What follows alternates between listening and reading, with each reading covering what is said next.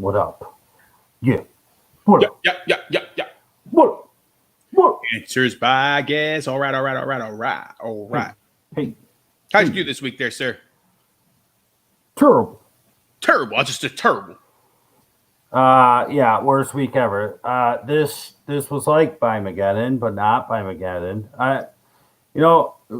First and foremost, I scrapped once again the recap. I want to jump right into questions. I was starting to do it. I was going through, and it's like we had some really good calls. I mean, Beasley, you had Michael Carter. The whole Philadelphia Eagles running back situation, that's the reason that we said, like, you can't really trust Smallwood in the sense. You couldn't really trust Scott, but Scott had 2 TDs because Jordan Howard had 2 TDs. The Bears offense looked better without Matt Nagy. Not great, but better. J-Rob went down. That's pretty much what killed my teams. The Patriots, they beat the Chargers. We saw that. Mike Evans had a touchdown, but was sort of held in check by Lattimore. I warned so many people on our page alone against Ricky Seals-Jones for many reasons, one of which was I don't think he's very good.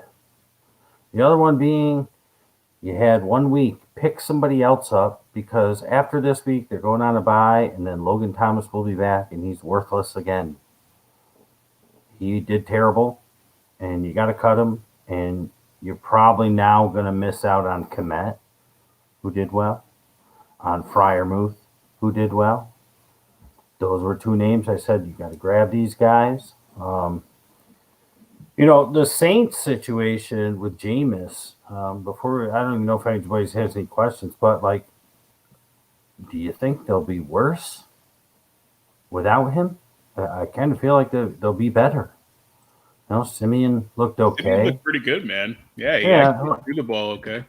And he was okay with the Broncos a couple of years ago. But it's like it'll be what's-his-face. Taysom Hill will be back. And they got Ian Book waiting in the wings. And Jameis wasn't very good to begin with. Never was. Had the 1 game versus Green Bay, and everybody,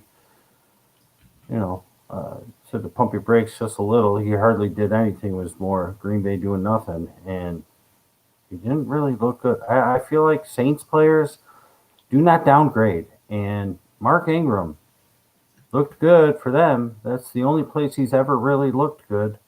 I know he was okay for the Ravens for a couple of years, but the Saints is where he belongs, and I feel like that's going to be a good fit.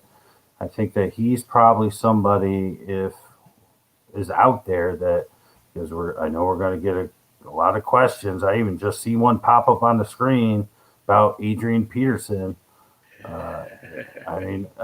Every single one of you who have been with us for, if not the full 4 seasons plus this season, the 5th one, you already know how I feel about Adrian Peterson so like there's not even a reason to ask.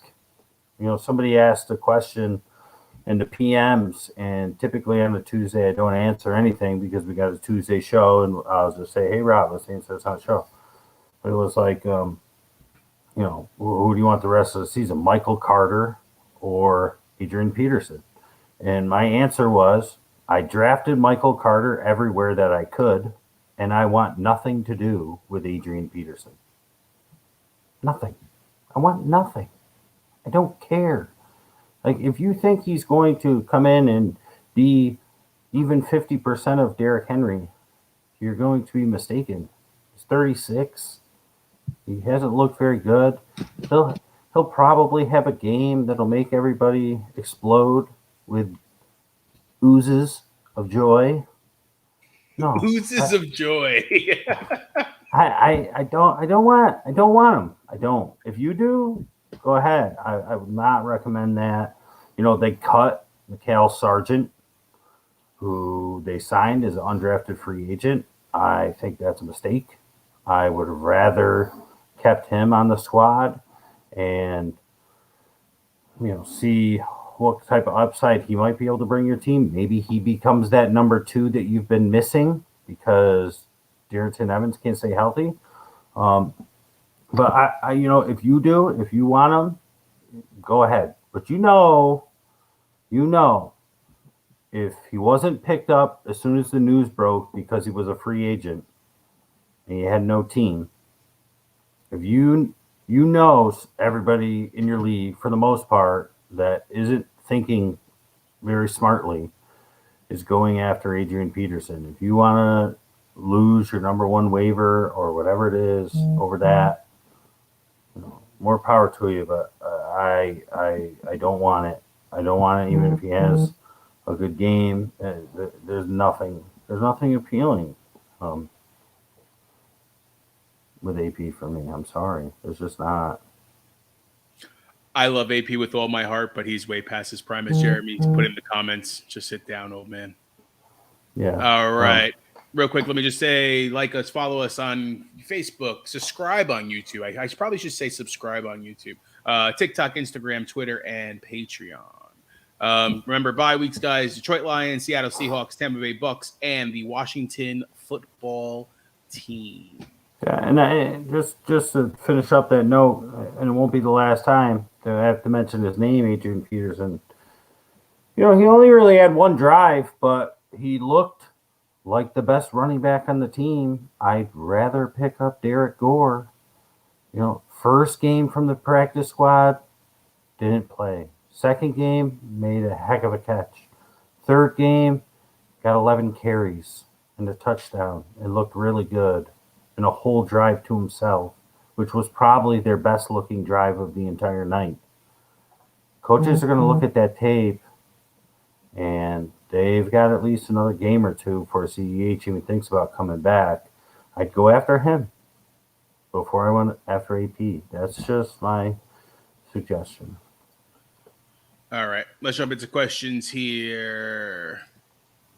There's some killer deals on Henry Ruggs cards today. Yikes. There is. Yeah, I noticed that. And it stinks. Poor kid, man. But, you got to be smarter than that, man. Yeah. You have such a career ahead of you. Yeah.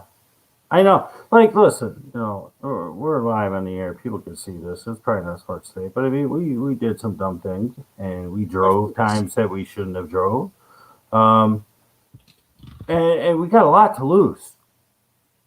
We don't have as much to lose as him. We do, in reality, family and that. But it's you're 22. When you're 22 and being a normal civilian, you don't have much to lose. When you're 22 and you're making millions of dollars, you got to be a little bit smarter than the average 22-year-old. It's not like you're a senior in college and you're just man, my whole life's in front of me. I got nothing to lose. Blah, blah. All stupid. I'm not condoning it or not endorsing it. You should never do that. But you got to be a little bit smart. But we see that all the time in sports, don't we? It's sad how much we see it. Exactly. And it's obviously exposed more. It obviously happens on an everyday basis, and it's unfortunate, But again, it's just, we'll see what happens, man. You said feel bad for him, whatever. I feel worse for the family of the victim. Oh, of course. Yeah, but it's his career's over, and if you own his cards, like Alan said, maybe you can get a pack of gum for him or something. That's about it. Alan lost Henry and Ridley in 1 week. Yikes! Ridley might be here for a reason. Ridley might be back. Yeah, it kind of reminds me of somebody had posted. I don't remember who it was. Could he be like Josh Gordon? Yeah, and I don't think it is. Mental instability and all that stuff, and it's kind of just going into totally different topics outside of football. And I don't want to go too far into it, but unfortunately, it just seems like for you to have to step away, there must be some real stuff up there that you can't concentrate on the game. You can get yourself hurt. You're on the field going 20 miles an hour, and somebody's coming 20 miles an hour at you. That could be bad if your head's not in the right place. All right, Robbie S. with the question here. Eli Mitchell against the Cardinals, Sterling Shepard, or T. Higgins are my options at flex this week. Who would you guys take? Well, Shepard's hurt again. So, and I believe Cincinnati. 49ers are playing the Cardinals, and Cincinnati is playing the Browns. Cincinnati's at home. You would think the Browns do all they can to stop Chase. And with Jeffrey Wilson coming back this week, I believe, and Elijah Mitchell banged up a little bit last week,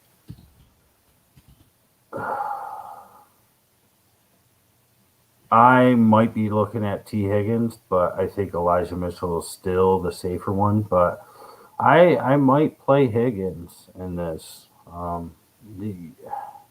think Elijah is probably the safer, better play still. But T. Higgins is close because what T. Higgins is a contrarian play. Use that word. It's like, hasn't been ridiculous. Hasn't been what we liked last year, but Chase is there now. And it's a tougher matchup, tougher defense, but like if this was DFS, let's just say, and like they cost the same amount, I might be like, or T. Higgins was less, be like, play T. Higgins because you got a sneaky upside there. The problem is that the Bengals, I think, we'll talk about this more on Saturday night when we do our weekly show. Yes, we're going to go back to Saturday night this week. The thing is that the Bengals have a good defense, and that Browns offense just doesn't look right. So it's like the Bengals defense is good. They got upended last week. So it's like, will Cincinnati need to push it? The Niners could get some short fields, especially if it's not Kyler this week. I got a feeling Kyler might not even play. So you could get some short fields, and that could help Mitchell. I think Mitchell's safer. I'd go with Mitchell for now. But watch the show, Robbie. I don't know if you're here now, but watch it on Saturday night. Let's see how we feel. All right. I'll make sure to mark this one so we can take a look at it again. Let's go here. Jeremy, good news is I beat the guy who was supposed to beat me 142 to 117. Bad news is I lost Derrick Henry and ABG.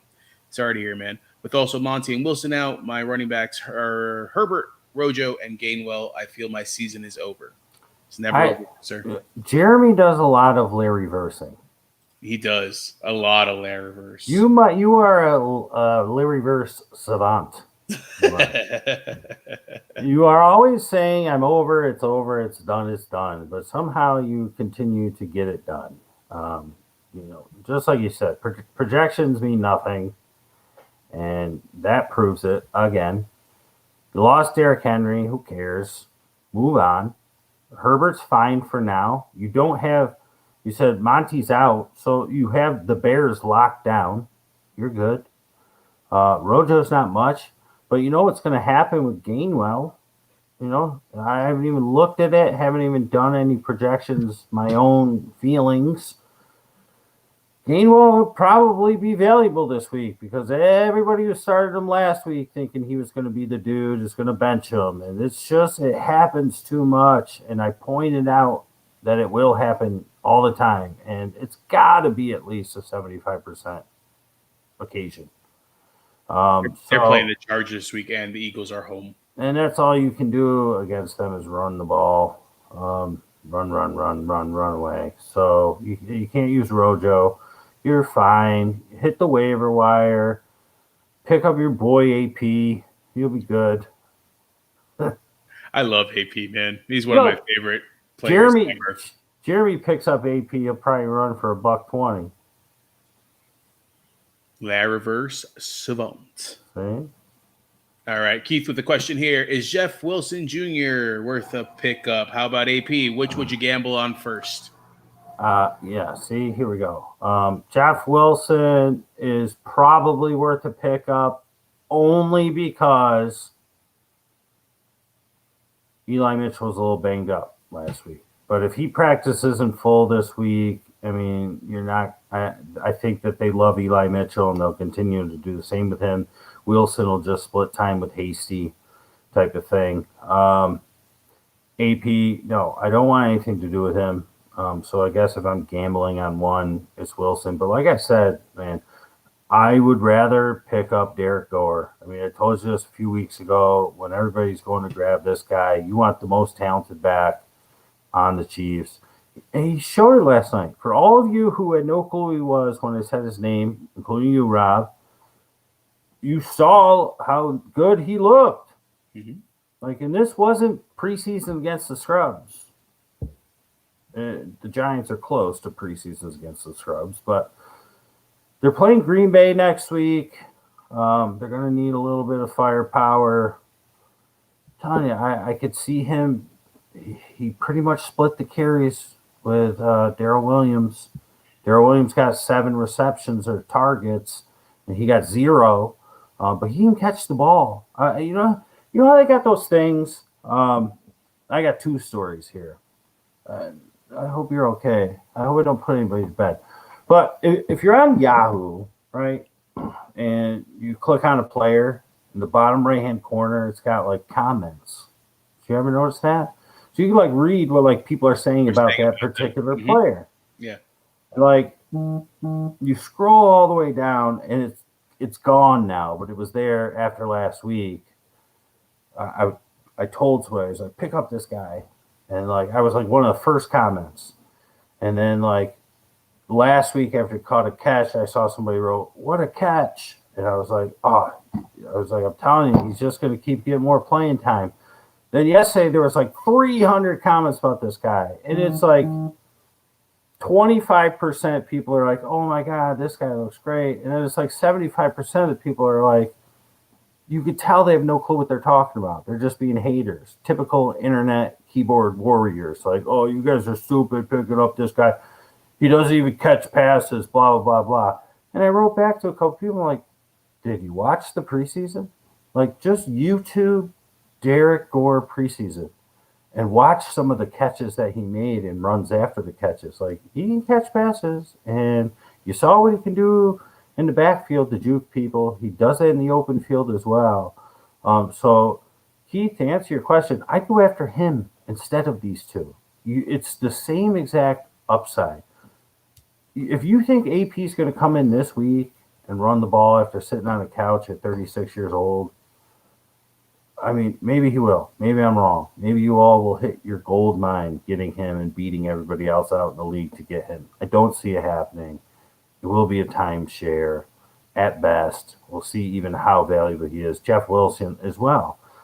Jeff Wilson is 3rd running back, if not 4th, for the Niners. I'd rather have the 3rd running back, if not 2nd running back for the Chiefs and Derek Gore.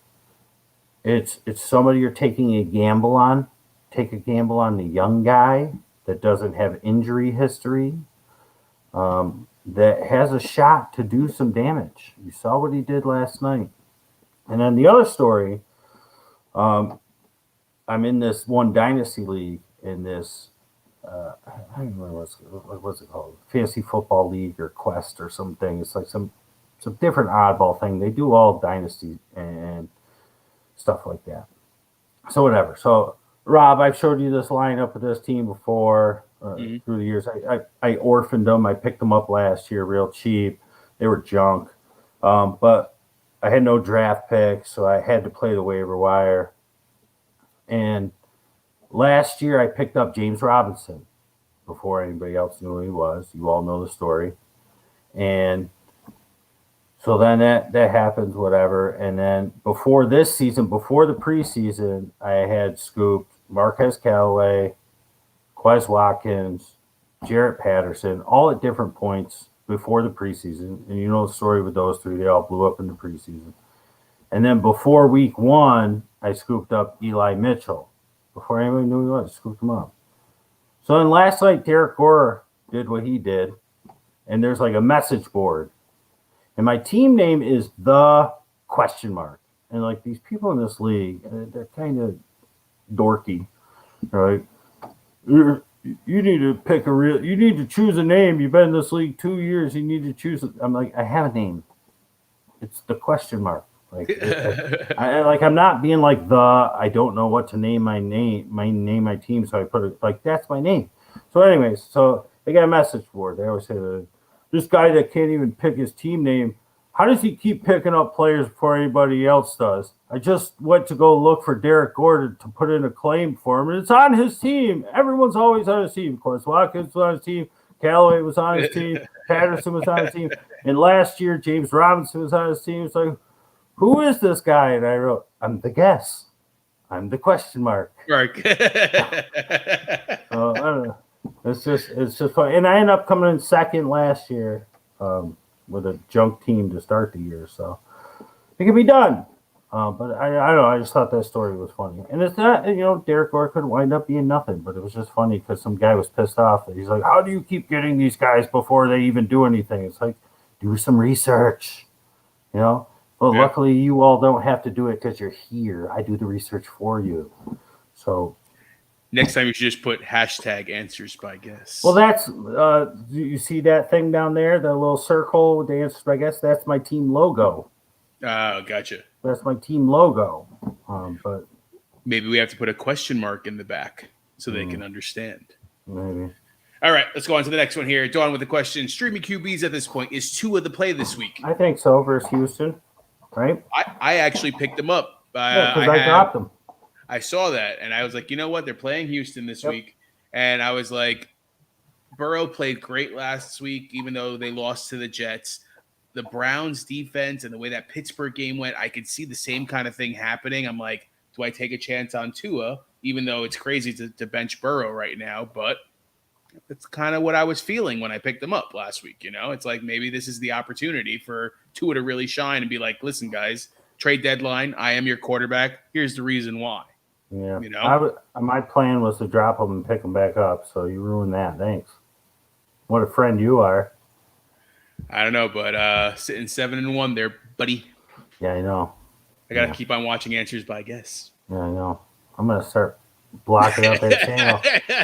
You're going to have to watch Scrambled, like Scrambled Spice back in the day. How did you know I watched that? Who didn't? Come on. Did it? Yeah, exactly. Well, good point. All right, Michael C. with the question. Who is the back to own from the Titans, McNichols or AP? I'd honestly move on. I really would. Like, I feel like Mikhail Sargent would have been a great somebody, but they cut him to make room for AP. What is McNichols has at least played this year. He's at least warm. And he was their third down ball catching guy. Blossom Game's still there, I believe. I guess McNichols, but I don't know. I kind of want nothing to do with it for whatever reason. Like, I feel like it's, if I'm using this term correctly, like it's a pipe dream. I know systems matter, and the Tennessee system matters. It really does. But Derrick Henry is like otherworldly. And nobody is going to step in and be Derrick Henry. Like, go nuts if you're in a fab league and you blow money because you feel like, oh my God, I'm going to get Derrick Henry now. No, you're not going to get Derrick Henry. You're just not. And I hope I'm wrong for people that are in love with the idea of Adrian Peterson and are going after him. But my advice is to let somebody else do it. Let somebody else play Adrian Peterson. The only thing I would say, if you are picking up AP, it's to flip him ASAP to somebody that's desperate for a running back. If you can get value of APs, like, you know what, I got him off waivers, and you know that value of the waiver pick that you're giving up, you can get something back in return. That's the only reason I'm picking up AP. Yeah. All right, let's go on to the next one here. Jeremy, I'm almost sure that what they will say, sit down, old man, to AP. Look at that. He knows this too well. Like, it was Detroit was the last team he was with, correct? And he looked okay. And he was pretty good for Washington before that.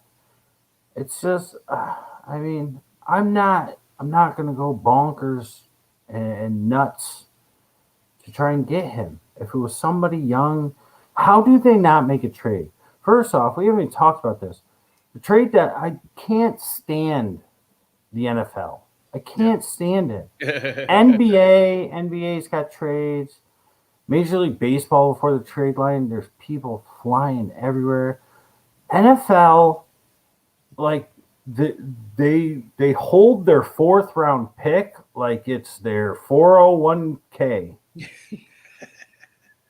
Like they're like, oh, what? You want a 4th rounder for Odell Beckham? No. What do you mean?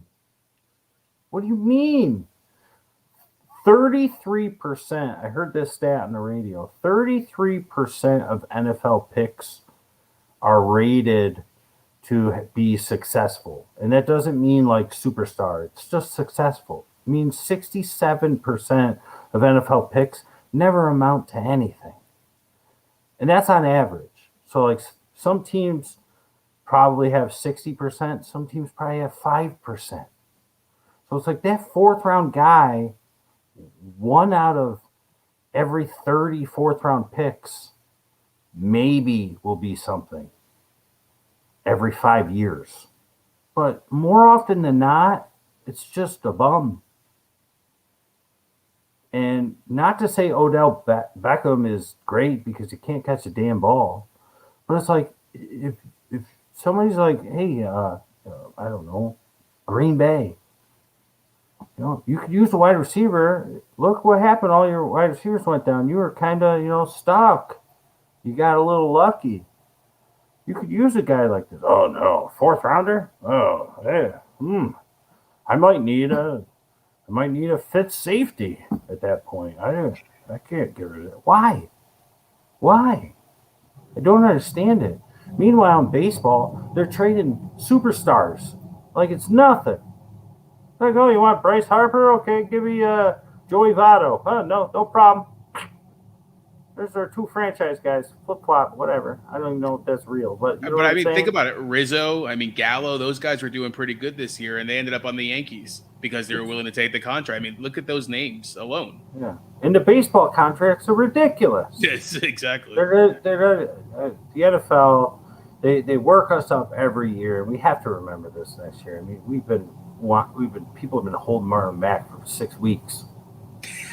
Yeah. For what? Yeah. Not for exactly. For what? Yeah. Same thing with Watson. If you think about it, I've been holding on to Watson, and I'm gonna have to. It's a dynasty league, but I've been holding on to him because I was hoping that he would get traded. I mean, there's no way Tennessee was going to get Marlon Mack, but Rojo. Yeah. Dearness Johnson. He just had a big game a couple weeks ago. It's like Kareem Hunt's going to be back in about 3 weeks. You got Felton, you got Chubb. Dearness Johnson, get something for your team. Get another wide receiver. I don't know, maybe get Josh Reynolds or something. I don't know.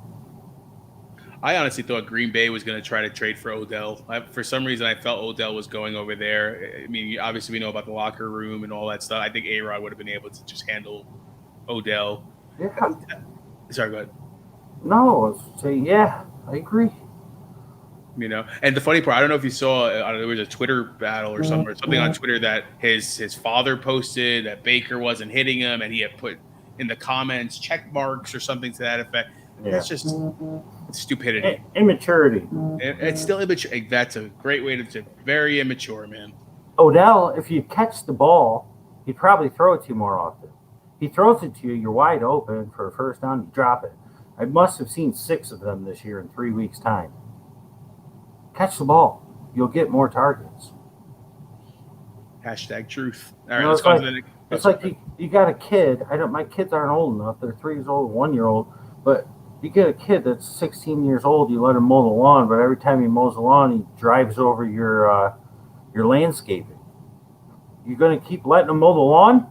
Yeah, exactly. No, you're going to get your ass outside and mow the lawn yourself. Like he's ruining my $10,000 landscaping. It's like, I need a first down. I'm not going to keep throwing it to you, Odell. You're tearing up my tulips.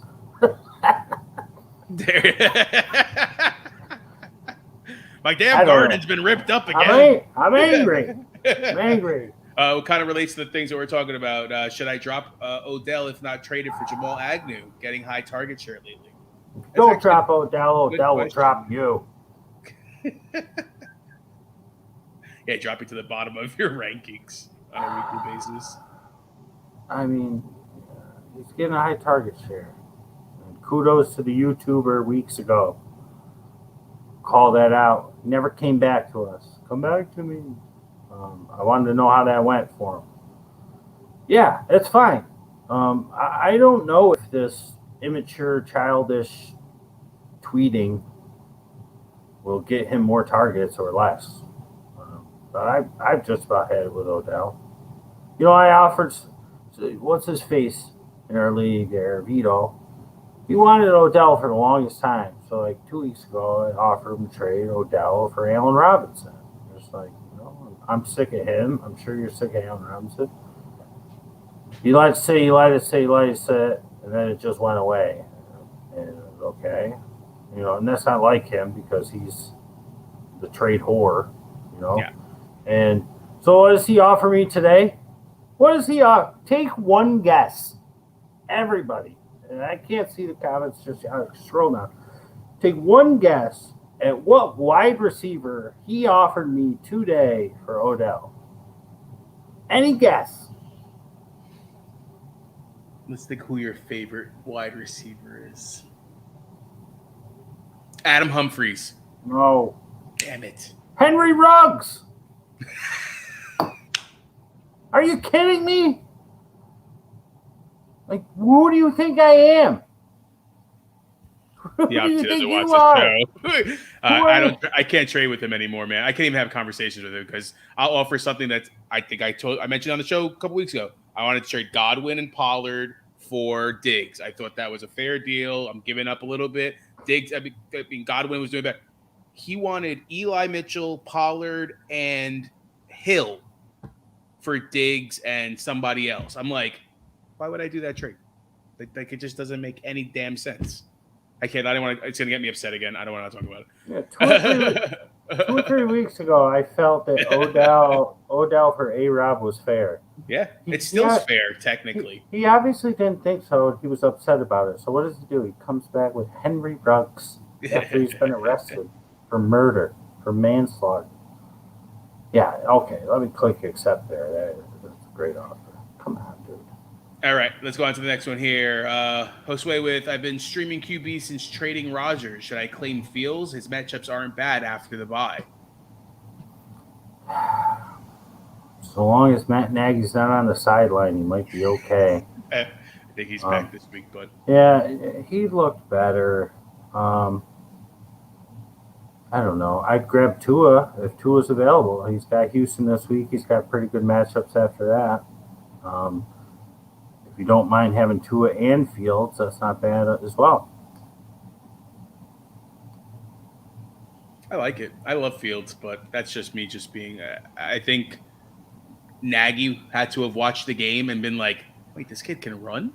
Yeah, seriously. So, Josue with another one. P.S. Gainwell did us all dirty. It's Scott on my bench. Yeah, I mean, but that's what we pretty much said is like you couldn't play either one. Now, Scott had the 2 touchdowns, but the reason you couldn't play either one is because you didn't know which one was going to be. I said that I felt like it would be Scott first. And I even had this conversation in a text with you, Rob, when it went down. But I feel like it's going to be Boston Scott, at least in the beginning. But Gainwell will be involved. And then they went ahead and they brought back Jordan Howard. And I was like, well, they're both worthless. Now, Scott did do well with the 2 touchdowns, but Jordan Howard ruined it for both of them. And I'm telling you right now, without even looking, without even thinking and analyzing that game yet before Saturday's show, Gainwell will do something this week. And you are going to swear again, Josue. Because this week you're going to play Scott instead of Gainwell. And it's going to screw you. Got a feeling. Hope it doesn't. All right, Spencer with a question.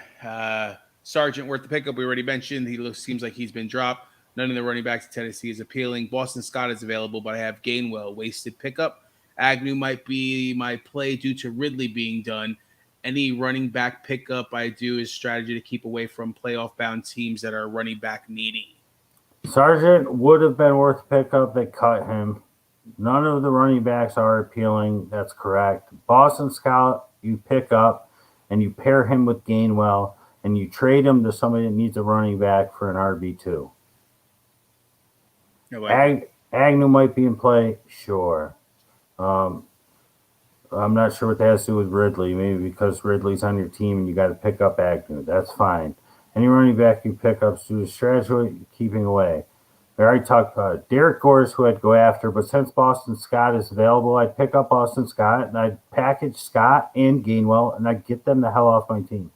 They both have value. I like having them, but it sounds like you need someone a bit better. So put them together, give them to a team that needs some running backs, and get a solid RB2.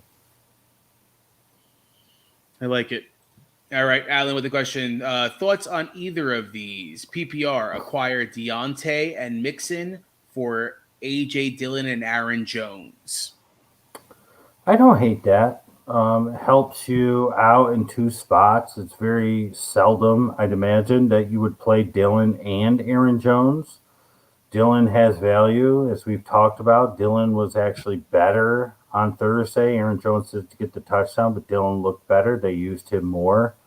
And Dillon's value really relies on Aaron Jones's health.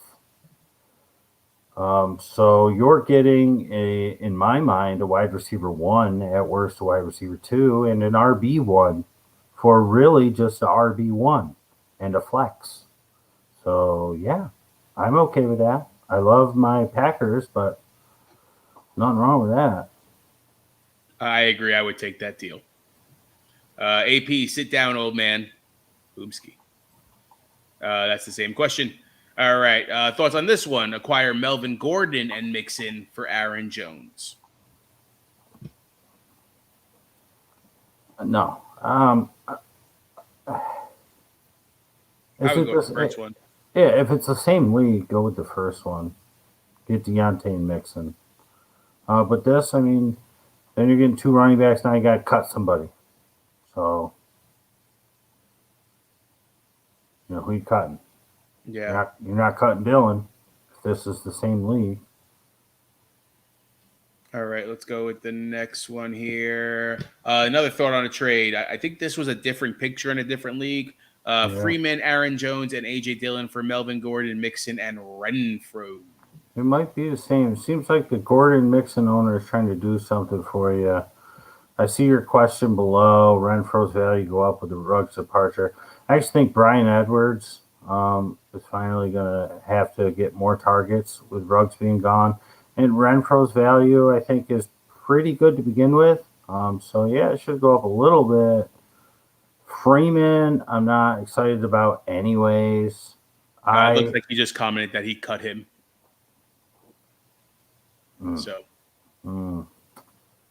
I do that first trade. I want Deontay. I want Deontay and Mixon for the Packers. That's the best one. Sooner or later, Javonte is going to overtake that backfield. Sooner or later, somebody is going to wake up and realize Gordon's good. Gordon will score your touchdowns like he did, but your team would be better off just playing Javonte more. I agree. I definitely agree with that. Isn't he averaging like one of the highest in the league yards after the catch or yards after a hit or something like that? Yeah. You already mentioned Renfro's value go up with Ruggs' departure. I mean, yeah. I mean, that's like, what's the word I'm looking for? I mean, I'm not sure if his value goes up much more. I mean, his value is already pretty good. He's like a PPR guy. I think that the one whose value goes up the most is Brian Edwards. All right. And remember, Waller's coming back too, guys. I think he should be back this he was just coming off the bye. He should be back this week. That's going to make a big difference too. It's kind of seeing where the chips land almost in a sense now with the wait and see game. Derek Gore's value with CEH back. will he still see playing time? I don't think CEH is right for their scheme. There's a lot of things that are wrong in Kansas City right now. And I'm sure most of us that are watching here, and Rob as well, watched the game last night. We've been watching the games. The problem is, for the most part, is Patrick Mahomes. He should have been intercepted like 4 times yesterday, dude. He is the old dog that refuses to do new tricks. The only thing he wants to do is throw a 60-yard pass for a touchdown bomb. That's like it. And every once in a while, the passes to Kelsey. He's holding the ball too long, waiting for players to get open deep. He when they get close, some of this is Andy Reid's fault. When they get close, they're still trying to do all the trick cutesy plays and the shovels and the jumps. Like, just play football. Like, it was cool. It was awesome. We loved you for it, Patrick Mahomes. Like, head over heels. The card industry, football industry, fantasy industry, we loved you. Right now, the love's not there. Right now, we're like, wait a minute. I thought this guy was going to be the GOAT. He's not being the GOAT. He's not adapting. The teams have figured him out. They know Kansas City's playbook. Kansas City hasn't changed their playbook. Everything is drop back, run around, wait for players to get open deep, chuck the ball. You got to come up with something new. Some of it's on Andy Reid, most of it's on Mahomes. Like, he refuses to change his style of play. You got to change it. They know what you're doing, and it's not working. You can't always be cute, right? Sometimes you just got to be enough. And so, like, CEH coming back, I don't think is going to fix it because they don't really like to run the ball. Now, yesterday they ran it a little bit more than they typically have, but I don't think CEH is right for their offensive scheme. And I think that's the biggest problem that he's had in his 1.5-year career so far. Derek Gore's value is mostly because CEH is not there. Derek Gore's value is, I think he's a better running back, more athletic than Darrell Williams. Darrell Williams is good, but I just felt like Gore would have been in. Now, what's going to happen is if CH comes back, CH is going to get his crack. But if he continues to struggle, they now have Gore and still to rely on Williams and McKinnon every once in a while. Derek Gore's value is still minimal. And it's minimal without CEH. It will be minimal with him.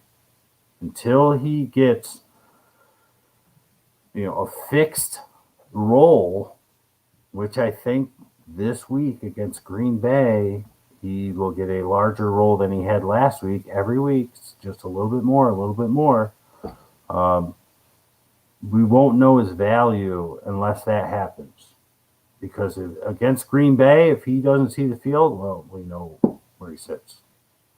Because after that performance, if you don't get more playing time, what more can you do? What I didn't understand is that Casey, like you said, they were actually running the ball really, really well.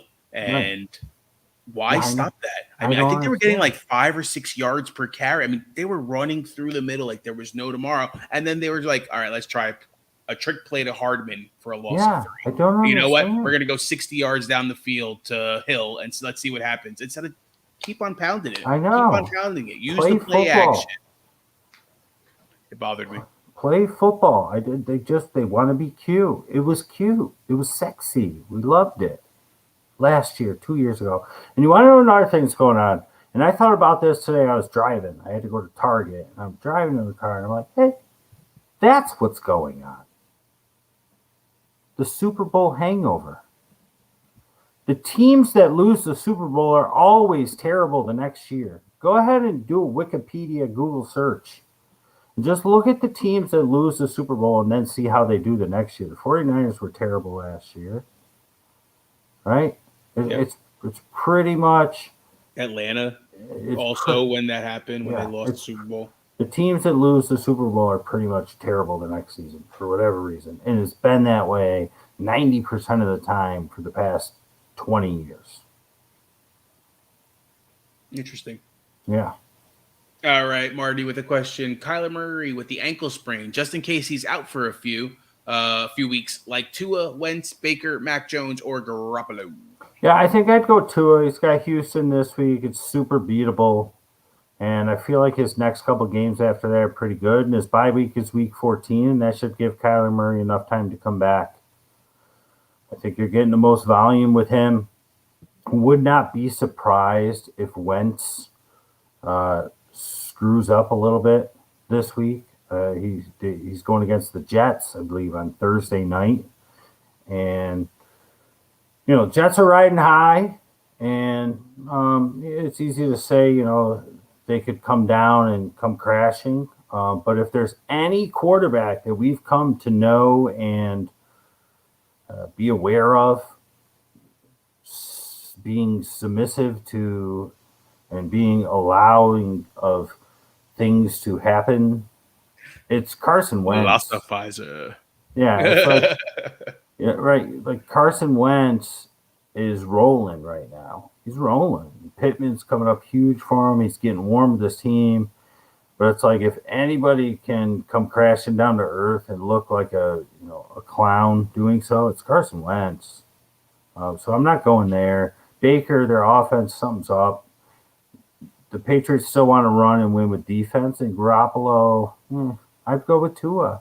He's playing Houston, at least this week, and go from there. Yeah, I think they have Houston this week. They're Thursday night against the Ravens, but they're home. And then they play the Jets after that. So you got 2 out of the 3 weeks that you can use Tua. And Mac Jones, I think between there, that may be your answer is they play the Browns, which that could be a low-scoring game, but they may have to not just run the ball in that one if they want to win that game. All right. Michael, if I can relate to that, I did too. Not sure what that's about. Probably dumb stuff as a kid. Oh, yeah. Yeah, I know. That was definitely me too, man. Thank God there was nothing that recorded back then. Thoughts on my Giants almost beating the Chiefs? Is Casey done? You already kind of talked about this. Yeah. Yeah, I don't think so. They just need to adapt. They need to adapt. You can't. I mean, anything in life, you got to adapt. I mean, I should talk, right? Because, I'm still wearing clothes that, I wore in college. You know what I mean? It's like, I don't change with the style. But I could chalk that up to just being an old man. You know what I mean? Old dad. But, if I was in the game, you know what I mean? If I was 20-something years old, I mean, I would do my own thing and do my own style. But I would have to adapt. I'd have to at least, check it and twist it and make it my own. But they're not adapting. The league they know their playbook, and their playbook is Patrick Mahomes going to drop back, and if you make him go for over 2 seconds, he's going to scramble around and he's going to chuck the ball 60 yards down the field. Or he's going to try a jump or a no look or a shovel. And it's like, instead of just they know, if he's not just going to play football and just throw a 5-yard slant and just move the ball. And they need to simplify things and just play football. I don't think they're done. The Giants should have won that game. They could have won that game. There's a couple questionable calls at the end. Won't blame stuff on that. But, the Giants. Like we always say, the Jets be jetting. The Giants in this one. Yeah, they had him. I mean, yeah, I could agree. I mean, it doesn't all come down to those calls, but there were some pretty bad calls. All right, Allen, Sutton, Drake, Green, Mooney, and Corey Davis. Corey Davis, start 2. Corey Davis didn't practice today. I don't think he's going to play on Thursday. Yeah, probably not. So that made eliminate one right there. But Sutton is playing. Holy crap. Where is the Broncos? Oh, Cowboys. Cowboys are home. AJ Green is against the 49ers. Yeah. 49ers are home. Mooney is playing the Steelers on Monday Night Football. Steelers are home. And as I mentioned, Corey Davis is probably out, but Thursday Yeah, against Indianapolis. I'm probably going with Sutton and Drake. With no Henry Ruggs, they're going to need another pass catcher somewhere. He's been getting more Drake's burn. playing the Giants. Yeah, he's been getting more burn. He's going against the Giants. I go Sutton and Drake as of right now. I think it's just your safest because you don't know if it's going to be Kyler. I don't like Mooney going against the Steelers, and Davis probably won't play. All right. Next one here. Sutton, Tony, Javonte Williams, Melvin Gordon, Renfro. Start two of those guys. Tony, as we mentioned, playing the Raiders. Javonte, yep. You already know. And all the same games pretty much. Let's see how healthy Tony is. It's Sutton and Tony, especially if Shep's out. But if Tony gives you any sort of wishy-washiness, I would go with Renfro. Just check down Charlie against the Giants in a game that they should be able to move the ball. I would love for it to be Javonte, but Gordon's there. 50-50 split, like you said. I got to see it. I got to see it when they finally commit to the rookie. And I thought it would be trade Melvin Gordon. Why is Melvin Gordon not on the Titans right now? Because the Titans still want to give up a 4th-round pick. Probably could even got him for a 5th. Boggles my mind. That could be the 5th quarterback on our practice squad. That'll never play down. We might need him.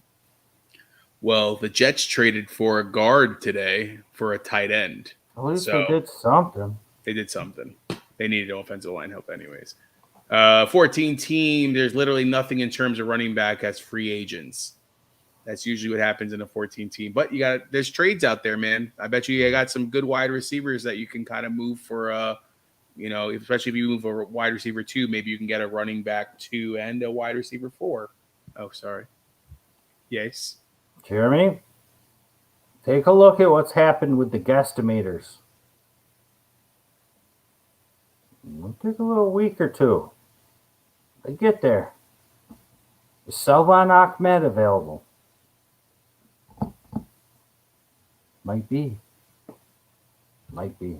I'm just going to put a waiver claim in real quick. I'm just joking.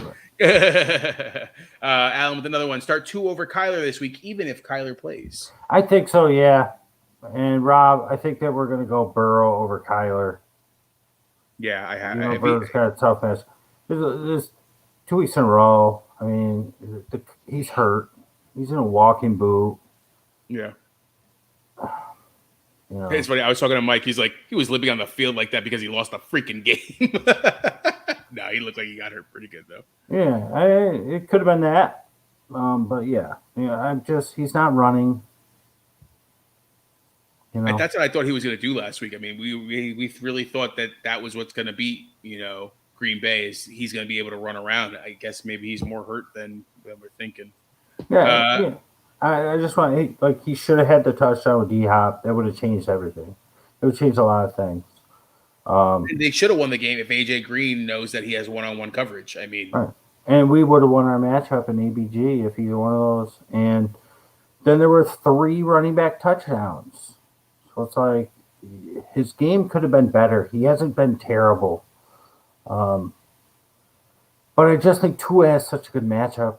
It's like why even bother chancing it? Tua's been doing fine enough. He did fine enough against Buffalo. So against Houston, he should be able to carve them. He's got weapons too. So do it. Just go with Tua. All right. Spencer, hey, take it easy on his Giants. All right. Would you take Gore over McNichols going forward? I assume Titans pass more. Question mark. I mean, in all honesty, McNichols, what you're getting is a safer role over Gore. Gore is a pipe dream. Gore is someone who should see the field more. McNichols is someone who will see the field more. So it's definitely safer. I don't hate it. I don't want anything to do with Jeremy McNichols, but I wouldn't hate McNichols over Gore, because if you really need a running back that bad, then safety is more beneficial to you, Jeremy. But if I got an RB1, RB2, RB3, and even maybe an RB4, especially an RB4, like, I'm just picking up Gore as my fifth. And I'll just leave McNichols there. But if I need an RB3, I need somebody because I got some buys or injuries are scaring the crap out of me, then you pick up McNichols, because at least you know he's going to get 50% hypothetically. All right, Ryan, with the you guys think Judy will do good this week? Need a big win in Dynasty. They are playing Dallas. He should be. If Drew Lock started, I'd say yeah. All right. The only thing with Judy is just it's. You're right. If they started Drew Lock, it definitely relies on Teddy. But in this game script, you would think that Dallas is going to try to score the ball a lot. They're known for their offense. Their offense didn't show up really because, again, Dak was out. So if Dak's in there, Denver's going to have to throw the ball to keep up and try to win the game. They just traded their best player as well, Denver. So they're going to, I think, be fired up saying, hey, just because we lost our best player, I think they're going to try to keep up. I can see Judy actually playing well, man. He did have 4 targets. He had 4 receptions last game. I think that just increases its first game back, get comfortable again, because Teddy was looking his way in the first game before he got hurt, man. Yeah, I have a feeling Dak won't play. I think they're going to hold him out again. But what you have to do against Denver is run the ball. And Zeke didn't have a very good game. Pollard didn't have a very good game. Cooper Rush looked pretty good against Minnesota. So that's why I think they're just going to be like, you know what? I think that our defense is good enough. Our offense is good enough. We'll hold out Dak one more week. Cooper Rush looked okay. And I think they'll go into this game running the ball. I think it'll be a big Zeke and Pollard week. So if they do that and take a lot of time off the clock, it will hurt Sutton and Judy. Sutton, who I'm naming because I recommended them.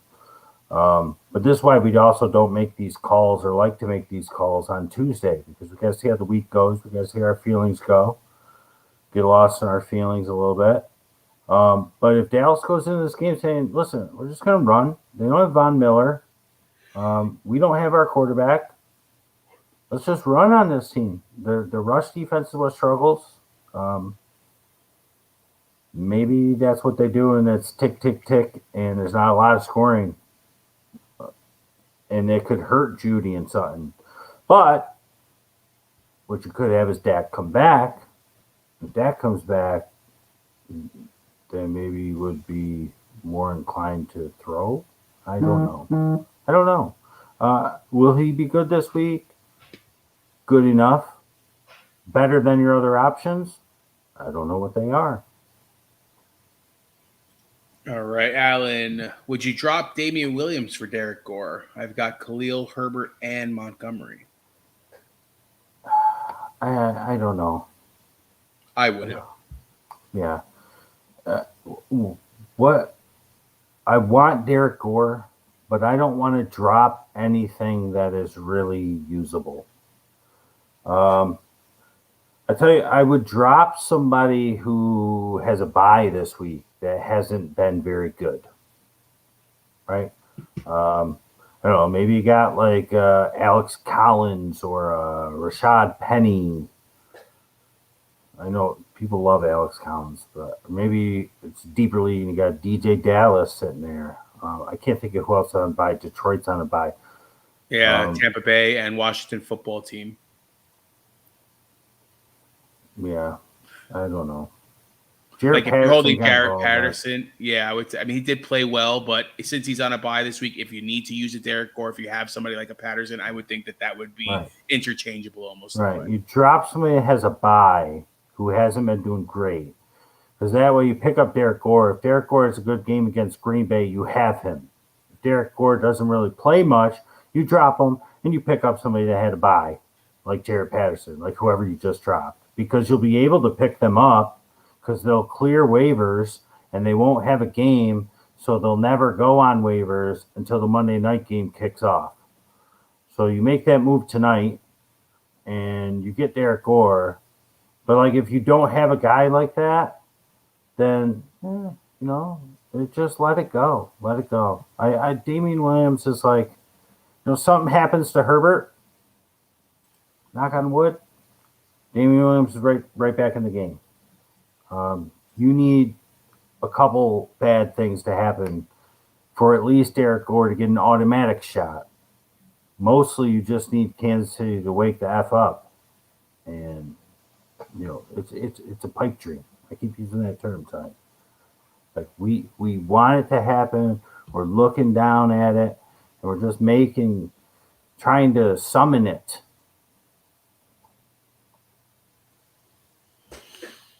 All right. I guess he was talking about Surgent. Yeah, so they did. I'm thinking of maybe starting Tua over A-Rod. I know it's KC, but Houston does nothing. But starting Tua, Waddle, and Gesicki and ABG over Wentz, I think I can get the same kind of points I did when they played Atlanta. I don't know if I would start Tua over A-Rod. Especially if Adams and Lazard are coming back. Yeah, they're all coming back. KC defense is terrible. I mean, every week you have to just assume that these guys are professionals and their coaching staff and the players will realize, hey, we can't just keep doing the same thing we did in 2019. We've got to fix it. We've got a week. We're playing the best team in the NFL with the best record, the number one overall seed in the NFL. We need a win. Let's fix some things. Kansas City has firepower. I think that game will be very high scoring. Green Bay's defense has looked ridiculously good, but they can score points. KC, I don't think I'd put. I mean, yeah, Tua easy should get points, but I'm already playing 2 in one league. I'll just play A-Rod in the other one. That's just how I would roll. But it's not terrible. But I don't think I'd sit A-Rod. Not with the whole crew coming back. Not in a game like this. Cincinnati was a trap game against the Jets this week, right? I mean, that's kind of the writing on the wall. I mean, you kind of felt it. It was like, all right, they beat Baltimore, right? This game, if Tyrod Taylor is the quarterback, if he does come back, I think it's kind of like a trap game for Miami. I think Houston actually could win this game. And a lot of people that will be playing Miami thinking that they're just going to have an easy run at it will be unfortunately disappointed. That's why my Tua, me picking him up, it kind of relies on if Tyrod Taylor plays. So, all right. What are the odds of Barkley and J-Rob playing this week? Barkley was actually, I think, close last week. I wouldn't want to say that he's more possible than J-Rob. Yeah. If I was Urban Meyer, which I'm not, unfortunately, I could have been sitting on a stool somewhere, if you know what I mean.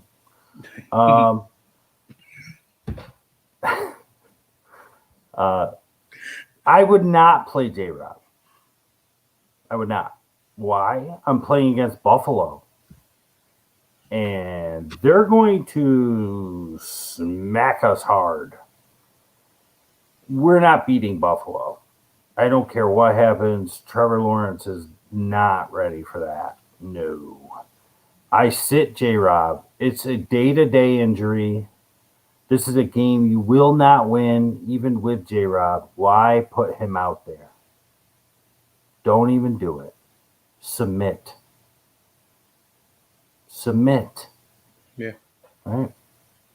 And so I'm planning on not playing him. I bench him everywhere I own him. I'm hoping that they do the right thing and don't even put him out there. You will only make it worse. You are losing to Buffalo. You are not beating Buffalo. You are not. It will never happen. If there ever was a chance, if you do Survivor, to use Buffalo, it's this week. It's not happening. Trevor Lawrence is not there. It's not happening.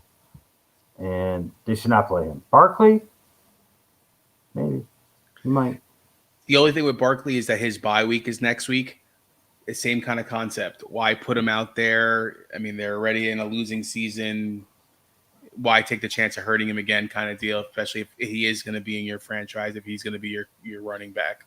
But I think Barkley has a better chance of J-Rob has a better chance of Barkley, but I think Guess is right. You got to be cautious on playing either one of those.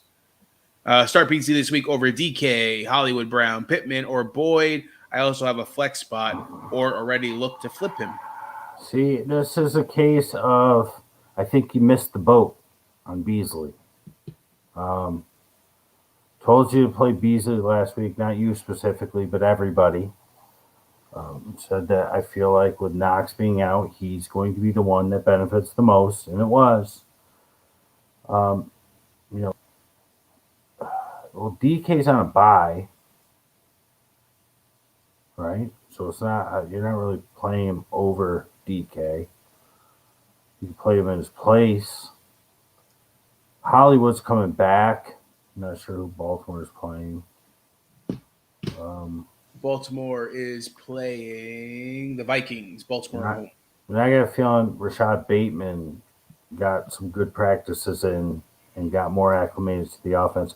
I would ride the hot hand with Pittman and have some Thursday loving in there against the Jets. Beasley can continue to go, but they're saying Dawson Knox day to day. Dawson Knox comes back. I mean, I could certainly see Beasley going on a string here towards the end of the season or closing out the season strong, being more involved. But it went exactly as I thought it would. Knox has been having a great breakthrough season, and Beasley was the victim. And as soon as Knox went out, it was clear to see that Beasley would be more involved. He's that over-the-middle type of guy, the down-the-field type of guy. Take a shot with him. They play the same exact position, but they don't. But that's how they were using him, the same exact position within their offense, within the routes they run. And I fear that because you're going against Jacksonville, because this game should be so easier than last week, it was tough for a half against Miami, and then they just took over. Beasley won't be as needed, I don't think, especially if J-Rob is held out, because Divino Zigbo and Carlos Hyde are not doing it for you. Sorry. And Trevor Lawrence can't handle Buffalo. He can't. He cannot. He'll be running backwards like Forrest Gump through the turnstile or whatever that thing's called, the tunnel. The tunnel. I think I would go with Pittman. Give me some Thursday play. Jets have shown they can score some points. Indy's got a great defense, but they've shown that they can give up some points. I'm going to go with Pittman. I agree. I think Pittman's definitely the option, even though it is a Thursday game. Just ride the hot hand. I know it's sometimes the ebbs and flows, but Pittman's at a different level, especially if Wentz is constantly looking at him. That's what I would go with as well. So Saints considered OBJ. That would have been a decent look, but that's if Winston was there. I don't know what Simeon looks like, and you're right. I think they should just give it to Ian Book, to be honest with you. I mean, they drafted him. Well, they won't. They won't because they're 5-2.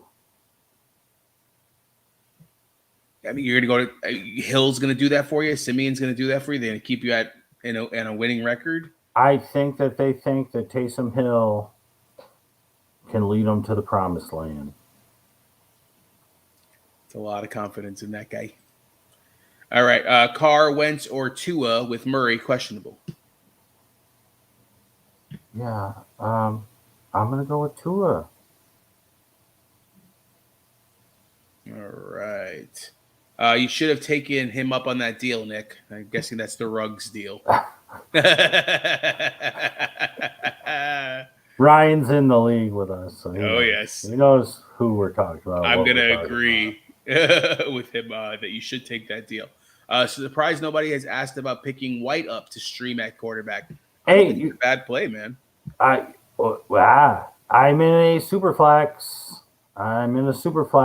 And I have Baker, who I was lucky enough to get back last week, Derek Carr, who was on a bye last week, Russell Wilson.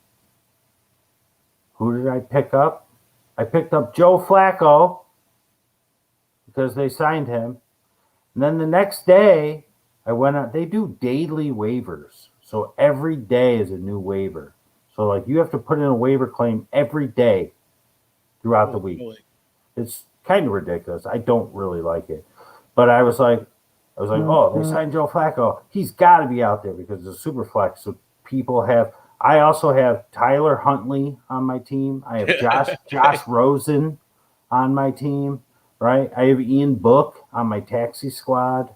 So it's like it's slim pickings. There's 14 teams, huge rosters, almost every quarterback. So I was like, Joe Flacco's got to be out there. Picked him up, put a ton of money in the fab, got him on my team. Then, like, I'm looking. After that goes through, I'm looking. Mike White's still out there. So I picked him up for free the next day. When they said Mike White was starting, I put him in my super flex. I played him last week. I had to, though. I had to. Is this the league with the question mark? No, that's a different one. Okay, I was going to say, these people their heads must have been exploding. No, this is a different one, but it's like I had to, and I got lucky. That was the only league I won this week. It was the only league I won. And the reason I won was because Mike White had the best game for a quarterback this week. And I think I won by like 8 points or something. I think we might have our new Vanilla Vic. All right. You know what's crazy? Real quick. Alan, you're a card guy. Rob, you're a card guy. I can't tell you how many Mike White rookie autos I had in 2018 and probably sold them for like $1 or $2 in a fire sale or something. And they're going for like $300, $400 each yesterday on eBay. It's ridiculous. People are going nuts for Mike White. Card world, man. Dallas Cowboys, they got rid of him, and then they had Cooper Rush anyways. I know I had a bunch. I had probably some numbered rookies and stuff like that, but I don't think I ever had that many. But yes, I've sold them. I think we were my 50-cent sales, if I'm not mistaken.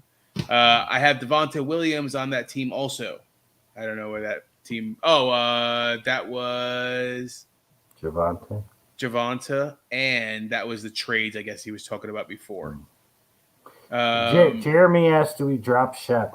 Oh, I'm sorry. I missed right over that one. I don't know how hurt he is. He's valuable when he's healthy. And that was like the thing that we said from week 1 from the preseason. It's like we love Sterling Shepard. He's just never healthy. So it's like, again, I think I went almost nauseous last week with this. If it wasn't last week, it's the week before, but it seems like it's every single week. When you ask the question, should I drop this guy? For what? For what? What are you dropping him for? Are you dropping him for somebody with a role? Are you dropping him for somebody that you can use? Are you dropping him for somebody at least with some upside? Or are you just dropping him to make yourself feel better because you're sick of looking at him with a big red Q next to his name? Because if that's the case, suck it up. Deal with it. Shepard has value. You can't drop him for just to make yourself feel better. You know what I mean? Somebody I would drop, like, for if you did want, like, if there's an Agnew sitting out there, maybe I would do that because there's potential. You're seeing more targets.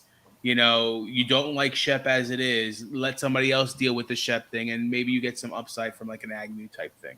And there's also a variance. Should I drop Shep in a 10-team league? Probably. Yeah. Should I drop him in a 12-team league? Maybe. Depends on what. Should I drop him in a 14-team league? Probably not. Probably just hold on to him and see, because there's probably not much out there that's worth anything. But, because if he comes back and he miraculously stays healthy for the final 3 weeks of the season, he's going to be very valuable. He gets a ton of targets, man. Every time he's on the field, they're looking his way. Mm-hmm. All right, Alan says he has Javonte Williams on that team also. That's why the guy was pushing to send him Gordon. So that makes a little bit more sense. I still like Deontay and Mixon the best. The Gordon one was okay, I guess, but then it's like Gordon is worthless to you because you're going to play the wrong guy each week. You're never going to play both of them.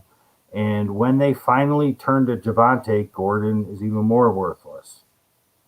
I don't like having two backs on a team with equal shares. There's just too much of a chance to go wrong.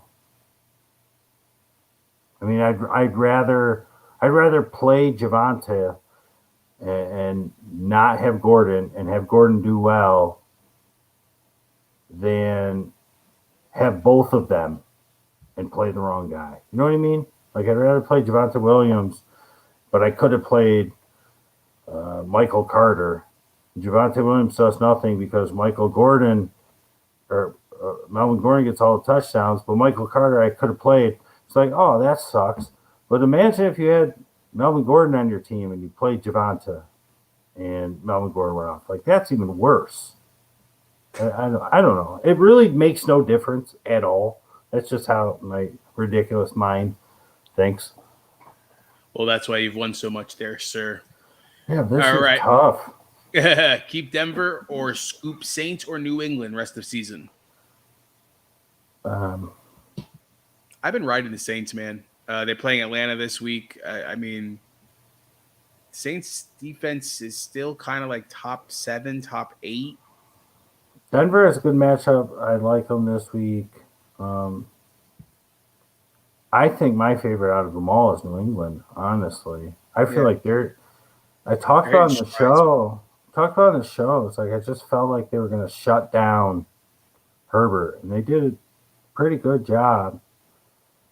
And they got that win at the end with the defense. I just feel like New England's defense is coming together.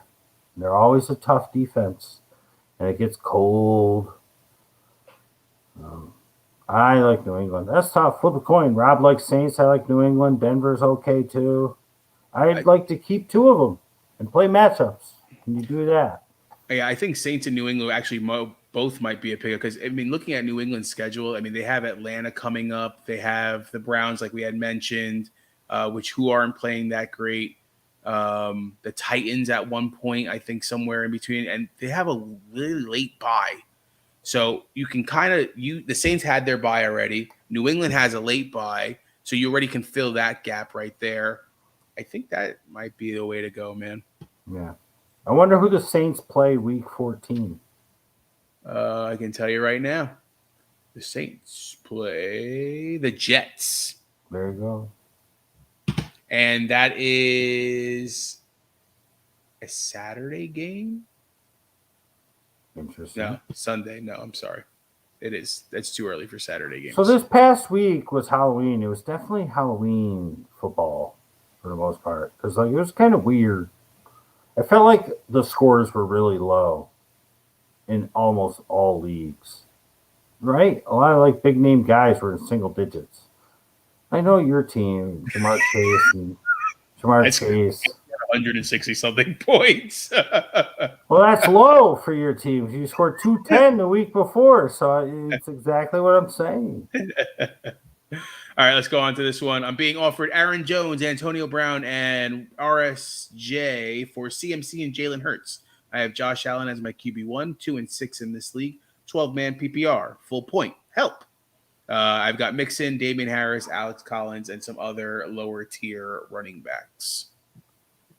I mean, it's fine to give up Hurts and CMC, I guess, for Aaron Jones and Brown. But if CMC comes back and doesn't get hurt again, that's going to hurt you. Ricky Seals-Jones has no value. None. He's got no value. He's on a bye. Logan Thomas is coming back, and he's not very good. He had a couple splashes here and there. He's worthless. More so, you'd have to drop somebody because you're giving away 2 and getting 3. So you have to drop somebody. Just put Ricky Seals-Jones on your team just to drop him to get somebody with some value. You got Mixon, Harris. I would have added Collins to a lower tier RB. I don't know. I think you're fine with Mixon and Harris and just wait for CMC to come back. That's what it looks like to me. Yeah, because Antonio Brown's still hurt, and it's a every other week or every 3 weeks kind of gig with Tampa Bay. Aaron Jones. So you're pretty much trading Aaron Jones for CMC and Jalen Hurts. That's what it comes down to, and I wouldn't take that deal. CMC comes back and he's healthy. He's going to kill it for every single one of you who own him. Question for Rob. Stat line for Mike White this Thursday. All right, so Dave's asking this question because I told him on Saturday when I saw him, I'm like, Mike White's going to be 14 for 31 with 129 yards, a touchdown, and 2 interceptions. Well, I was wrong. But to say fair, I'm like, I mentioned the same thing to him. I said, this is a trap game for Cincinnati. They're riding high right now. It wouldn't surprise me if Michael Carter and Mike White make this team look bad. So just throwing it out there. But let's go. Stat line for this week against the Colts. I'm going to go 236, 2 touchdowns, 1 interception, and a rushing touchdown. Right. I'm going to go Colts are going to win 35-24. I think it's going to be one of those high-scoring Thursday games. What do you think? I have no clue. I think your numbers are pretty good as far as passing yards. I can see 2 touchdowns passing. I think he'll have 2 interceptions. Might sneak in a rushing touchdown. I hope he doesn't. Because I kind of want to play Michael Carter this week, man. I'd like Carter to do it. I do think their defense gets after them a little, but they do score some points. I think your game score is just about right. I can see the Jets winning because I feel like Carson Wentz will probably wind up with a similar type of game. I have no idea, Rob. You're the Jet master. I love the Jets. My soul. But my soul is always broken. Worst $500 million spent on Mahomes. I don't think so. I think he gets it back a little bit, but he has to, like I said, he has to change. Andy Reid's too predictable right now. Yeah, you have to adapt. You can't just be the same player you were. You can't be the same person you were in any facet of life and advance and flourish. You must always improve and adapt the situations to further yourself. And he's just not. He's like, nah. He's like, nah, Patrick Mahomes, man. I throw the ball 60 yards. I no look. I don't know if you've seen recently, but Patrick Mahomes has been doing yoga as well as selling sneakers. Well, that's the problem. So that's the problem, man. Have you seen that State Farm commercial? I did not. He's all over the place as far as commercials and all that stuff. Maybe it's just he's focusing too much on being popular. Then you got the baby. Did the baby come? I believe so. All right. Josh Allen is greater than Jackson, is greater than Murray, is greater than Mahomes. I'd even put Dak Prescott in front of Mahomes also. And Herbert, honestly, that's a little far. I think Mahomes is, for this year, yes. Career-wise, Mahomes is up there. Yeah, for this year, maybe, sure. I actually think, and people probably hate me for this, I actually think, like, based on what I've seen even this year, I would say Lamar Jackson's a better quarterback than Josh Allen. He's more accurate. It's just pretty ridiculous. And you're like, Lamar Jackson's not accurate. Josh Allen also is not very accurate. He had last year where Diggs took everybody by storm and he could just throw the ball up and Diggs caught everything. I think I would put Lamar ahead of Josh Allen. I think Lamar is the MVP because Henry went down. I think it was Henry before that. But those two are the top two by far. Murray had 2 good games, and now he's had 5 not so good games. I think Dak's in that running, man. I think you got to put. I mean, I know Dak's hurt right now. Dak's in that MVP running right now. He's third. Yeah, he's up there. He's third with Allen and Jackson for sure. Alan Jackson, wasn't that a person? Country singer. I don't know. Yo no sé. The Giants have been terrible since they won the Super Bowl last. It happens, man. Think about try being a Jets fan. Try being a Jets fan. Tua, Tannehill, or Taysom Hill start 2 if Kyler is out. Tennessee is playing. That depends. If Taysom Hill is healthy, and if they say he's going to be the starter, then he's the answer with Tua. If not, you play Tua and Tannehill. Tannehill's playing the Rams on Sunday night. Yeah, that could be. I might even take a chance if you might get Mike White and playing him against Indy compared to playing Tannehill against the Rams. Just guess where white New Balances and jorts. No, I'm not.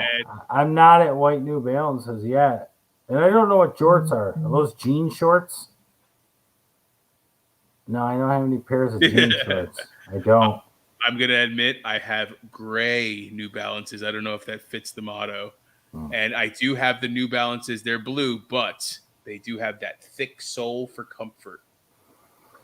Yeah, no, I don't have New Balances, and I don't have jean shorts.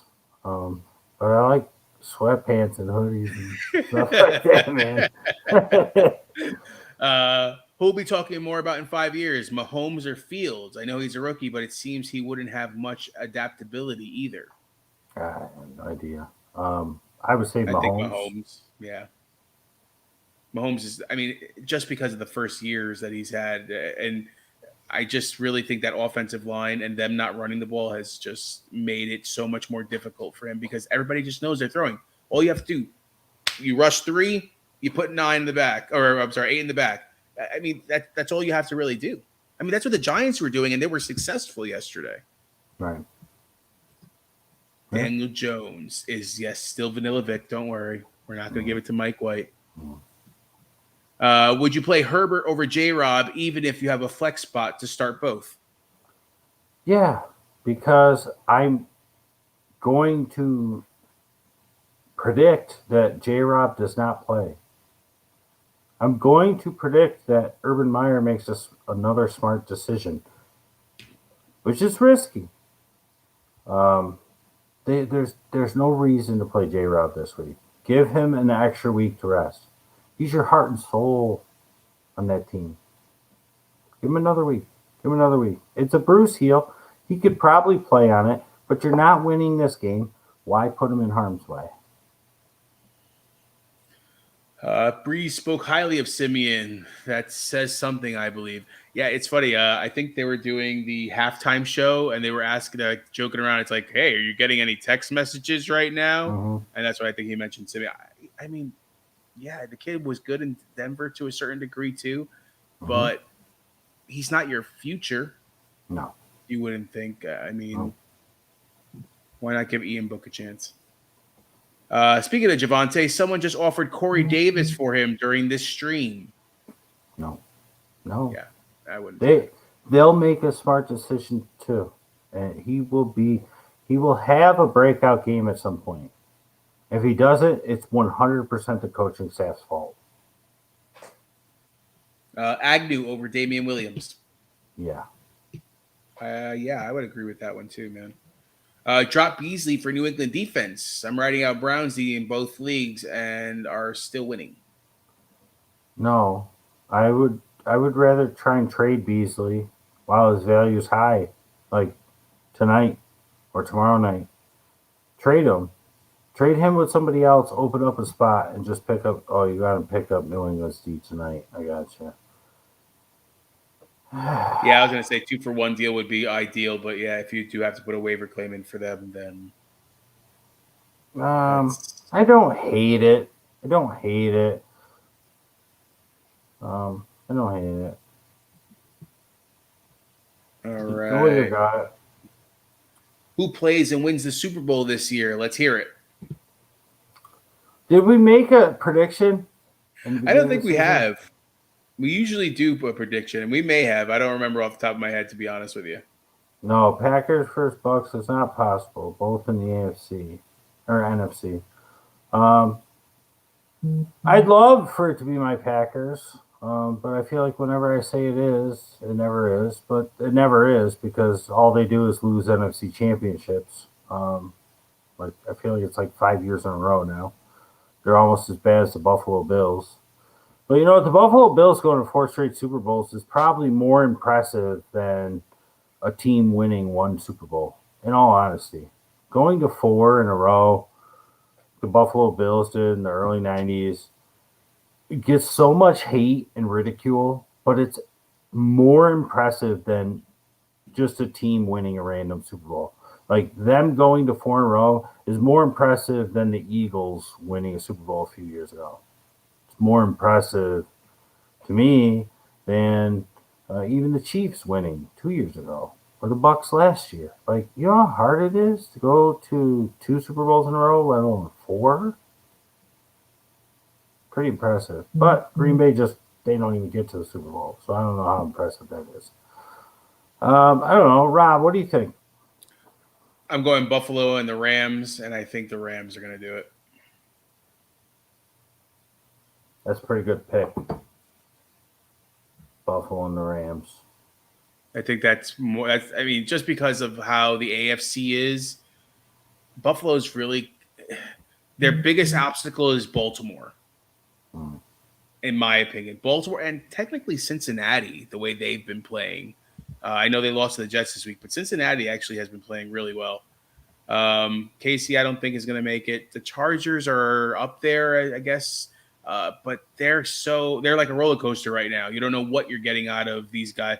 Buffalo and what the Rams have put together without now adding Von Miller. They have a captain on each level now too in the defense. I mean, that's just different. That's a total different team right now, in my opinion. I think Buffalo and the Rams is house money at this point. I think that they're the favorite. But so they're kind of not house money. They're kind of, you got to pay like 200 to win 100 if you think that's the Super Bowl matchup. The odds aren't even that good because they're so much of a favorite. So I don't like to be that. That's not who I am, right? Remember that song by Redman? I'll be that. Yeah, yeah, I do. I just hate Brady too. That's why I'm kind of throwing the Rams out there. I mean, they could be the Bucks, but I could see some sort of, if the correct term is poetic justice, Stafford finally gets out of Detroit and wins the Super Bowl, or at least gets there. At least he's going to make the playoffs, so that's a start, which is better than it ever was, really. So, you know, the Cowboys were somebody, it's funny you said that I was sort of thinking, because I got to think of somebody who's got a pretty good defense. Now, I want to say the Packers, because I feel like what they've always been missing was a defense, and their defense is just looking lights out. But I can't say my favorite team because I feel like a homer, even though I really feel like they got a shot this year if they keep playing how they're playing. The Cowboys were who I was going to say if Dak comes back healthy and stays healthy. And I was going to say versus the Ravens. Just to be contrarian to what I feel like the favorites are. I think the favorites, forget about the Bucks. It's not the Bucks. I don't see it happening. They're like, the NFC is too tough. There's too many good teams. They got lucky. They got lucky against the Redskins or the football team. They got lucky against Green Bay. And they got to the Super Bowl. They got lucky to play against Patrick Mahomes being hurt. Hats off to Brady. I'm not a hater. Love him. Even when he was on the Patriots. I wish I could show the finger I want to show. Not a hater. I love him. But they got lucky last year. They got lucky. And their team is sick. They're stacked. but I feel like there's other teams that can take it to them this year. The Rams are one of them, but I won't pick them. I'll take the Cowboys because their defense is pretty good, and I can't say the Packers because those are my boys. And I'm going to say the Ravens because I think everybody and their mother wants Buffalo to win. I even want Buffalo to win. New Yorker, they're the only real team from New York, the only team that plays in New York. Whoa. They are. They're the only New York football team. We're in the show now, guys.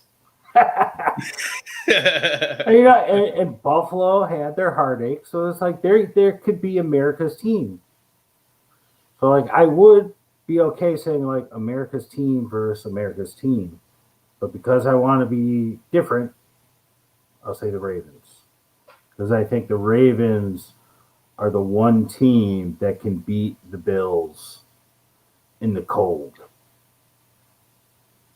from the AFC. So I'm going to go with the Ravens and the Cowboys. Where's the Super Bowl this year? No clue. You know? I'll have to look that up. I'm going to guess Miami. Vegas. It's in Vegas, right? That would be sneaky. Vegas is playing well. If you think about it, Gruden's gone. They have a winning record. Maybe that's the new trend. The Bucs played at their home stadium. Maybe Vegas plays in theirs. Is it Vegas? Oh, I don't know. I thought you were saying it is Vegas. Super Bowl location. SoFi Stadium. Yeah, right. Los Angeles. Oh, the Rams. Well, that. Boom. Keith missed questions earlier. It was the first question, right? Yeah, I think it was. But he kind of posted it here. Dropped Slayton for Agnew. Dropped David Johnson for Jeff Wilson or AP. I think he was mentioning Jeff Wilson and AP earlier. I'll go back to Allen's. Jeff Wilson's an interesting one. We talked about him a little bit, but I just feel like the only reason he's interesting is because Eli Mitchell's banged up. He got hurt last week, but if he practices in full this week, I think he could be a little bit ignored. They really love Eli Mitchell, but I would rather scoop Jeff Wilson than Adrian Peterson. Not interested at all in the Adrian Peterson. And David Johnson, I'm not going to base anything off of what we saw last week because when Tyrod Taylor comes back, the offense gets better and he'll be better off. And I feel like if you drop David Johnson for one of those two, you might regret it. And I'm okay with dropping Slayton for Agnew. Yeah, I would do that. Yeah. He had mentioned Packers versus Bucks. He already had talked about that. Rams are stacked. Stafford deserves it. He does, man. He's been playing lights out. Man, watch the Cowboys win it all. As you just said, you chose them as well. Buffalo shouldn't even be considered NY. Jersey is more NY than Buffalo. Kidding. Is it, though? No, the Jersey's the armpit of America. Nobody wants to be from Jersey. Hey, he's from Jersey, I think. Sorry, Alan. No offense, but Jersey's the armpit of America. LA is SoFi Stadium, yeah. All right, let's go into the game. Jersey's not that bad, right? Have you driven with people from Jersey? I go to Jersey almost every week, and I drive on Jersey all the time, Ron. Bro, my blood pressure raises as soon as I cross the border because it's just chaos. As soon as you cross the border, it's chaos. All I hate is that I can't make a damn left-hand turn. That's all that pisses me off. Yeah. That's what pisses me off. What do they call it? Jugs. Nope, not jugs. And I hate that I can't go shopping somewhere on a Sunday, right? That's kind of changed a little bit. Okay. Only certain towns and stuff like that do that now. But even still, though, I don't hate it. I don't hate it. You know what? I do try and avoid 17 sometime. And that's where I travel. I travel 17 a lot. If you get it early in the morning, it's not bad. It's bad when you actually have to hit the lights. But if you can get out of the section where you don't have to hit the lights, like towards the end, towards the throughway, it's not too bad there because it kind of moves. You do get some jerks trying to fly in and out. But I don't mind it so much. I don't mind it as much. Like, I don't mind the Garden State. You don't like the Garden State? Or the Palisades? I don't mind those. I mean, they're okay. I'm always on 17, and I guess with the retail stores, it's like, you know what? I'm going to be an 18-wheel truck, and I got to get onto 17. So I'm going to cut through all 3 lanes. Everyone has to slow down for me, kind of deal, You can eat Moe's on 17, and that's the one best dude. part about Jersey is that You they know have a what? Moe's. They have a Moe's close by. I will take back a little bit of what I said because Moe's is They fantastic. got a Moe's and an IKEA if you're into that sort of thing. Jersey is chaos. Agreed. Only drive through when I visit my father in Long Island. All right. Jets, Colts, Thursday night football. Oh my Corey Davis God, doesn't there's a look like he's game. playing. Yeah, there's a game. Yeah, we still got to go over that. Remember, we thought this was going to be a short show. Short man. Or Jort show. Jorts.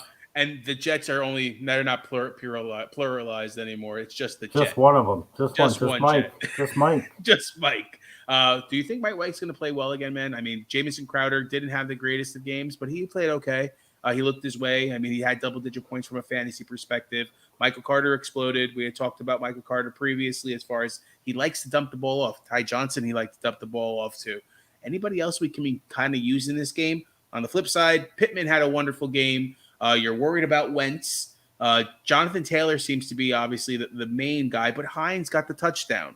Can you start a Hines as a flex spot? Or I guess start him as a running back, but maybe move one of your running backs to your flex spots? The bye week teams this week, like Detroit, it's like, do they even have football players? I know Swift, and the Bears, right? The Bears have a bye. No, bye week. Oh, Washington. Detroit, Seattle, Tampa Bay, and Washington. Washington. So you're thinking about Washington. So like McLaurin, Gibson, right? So there's a couple running backs, a couple whatever. So I'm thinking about this because your Naheem Hines question. Maybe a flex. Be interesting to see what they do with Marlon Mack since they weren't able to get rid of him. He wanted to leave, and they didn't want to give up a 4th rounder or whoever. So he's stuck there. Let's see. Like, you could tell he was running a little hard when he got out there because he wanted to go somewhere. He can't be happy. What's going to do? I don't know. Did they use him more to try and preserve Taylor a little bit and say, hey, listen, you're here. Nobody would give up a 4th rounder. You gotta, just run hard, and the off season will try and get you out of here. We'll see. Jonathan Taylor, I play. Pittman, I play. Anybody else? I don't think there's a need because of who's on bye this week. Although it is 4 teams, it's kind of. I don't think there's a reason for you to trot out. I don't even know if he's healthy. Ty or Zach Pascal, Moyali. Wentz, I don't even like Wentz too much in this game as a streamer. I do think that some points will be scored. I think that some points will be scored because there's going to be some short fields. I think both quarterbacks will have a couple turnovers themselves. I said 2 interceptions for Mike White. I could easily see Wentz having a fumble and an interception. So that's 4 turnovers right there. You get it short fields, you get some points. That helps your guys score. Pittman's the one. Jonathan Taylor's the one. You play them. For the Jets, Michael Carter. We said all we need Michael Carter to do is be the starter week 7. Well, week 7 and 8 have come and gone, and he's the starter. He's the best one there. Everything went as planned. Nice call last week, Rob. Play Michael. Calling it since the beginning of the year, man. Yeah, but you play him this week for sure. Colts are a good defense. Don't mind using their defense because of what I said. Jets defense, don't know if I'd go that far just because they're on the road. The Colts defense at home sort of gives them a playability. Crowder, go ahead. If Elijah Moore's healthy, maybe. But they are using Colin Johnson, or not Colin Johnson. Was Keelan Cole. Keelan Cole. Yeah. They're using Keelan Cole. He looked okay, man. I mean, they're Yeah. looking over the top, especially Mike White. You got to think about it. I mean, I tried to interrupt you. Who was Mike White practicing with? Keelan Cole and Right? Barrios, who caught Exactly. another touchdown. So Those are the guys he's going to be more comfortable with. And they're probably not going to use Corey Davis, as Rob pointed out. He didn't even practice today. They might as well just hold him on the short week, give him like 2 weeks, to rest up, basically, plus last week 3. So it's going to be Crowder, and it'll be these ancillary guys. But because of who's out on bye, there's probably no need for you to play Keelan Cole or Braxton Berrios or whoever the Jets throw out there at tight end. So it's Michael Carter, it's Jamison Crowder, maybe Elijah Moore. You can't even use Mims at this point. And it's Pittman, Taylor, and maybe a Hines. So you got 2 maybes and 2 automatics. I think that it's going to be a good game. I think it's going to be back and forth. You got Colts coming off a crushing loss. You got the Jets coming off a momentous win. How will both teams react? Sometimes you play the ebbs and flows, but sometimes it carries over. And sometimes it carries over the wrong way. Right? The Colts be like, oh man, we just lost, we stink. The Jets could be like, oh, we just won. And then so both teams can go this bad. That's why I think there's going to be some turnovers. But I will say if you play those 4 guys, they will do fine for you. And there will be somewhere around 27 points apiece in this one. I'm going to go like in the 30 to 27, 28 to 24 type of game. I think the Colts do pull it out, unfortunately, Rob, but I think it's real close. I think the Jets have a shot late. Yeah, I mentioned 35-24. I think it'll be an offensive game. I really feel like this Thursday will be one of those games because what was the week before? We had Arizona and Green Bay, which we expected to be a high-scoring game, and it really kind of wasn't. So until the end, I guess. Right. First half was slow. Second half was good. All right. Jeremy's questions and my comments keep you guys up late. That's what we're here for, guys. That's why we're here. We love it. I'm glad you 2 stayed around. How many people we got watching? Is there still even 3? 2. We know who they are. It's okay. Here's one more to keep old man up later. Yes. You're going to ask a question there, sir? No, I think that's just his comment. He wanted you to read it. Got it. Sweet. All right, guys. I like it. I like it a lot. Yeah, so Saturday night, we'll be here. Probably 9 o'clock. Do the rundown. Take the questions. Between 9 and 10. But yes, that's the goal.